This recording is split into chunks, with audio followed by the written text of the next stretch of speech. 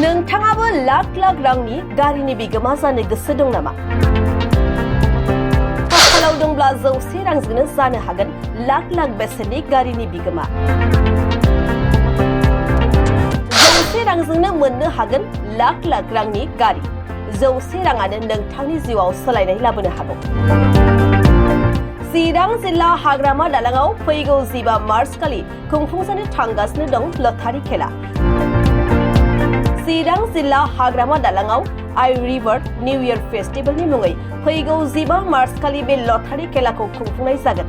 बे लटारि खेलायाव गोबां लाख लाख रांनि गारि मटरफोर दं, जेरै JCB, बास, बोलेरो, महिन्द्रा स्कर्पियो आरो गोबां लाख लाख बेसेननि गारिफोरा बे लटारि खेलायाव दं।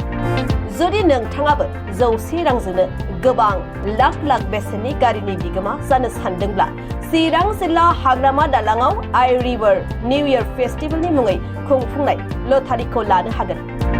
नङाब्ला नोंथाङा नैबे 6006306978 नङाब्ला 9864987854 जानबुं नम्बरनि गेजेरजों लटारिखौ लानो हागोन आरो सुलाद लानानै आबुङै मिन्थिना लानो हागोन।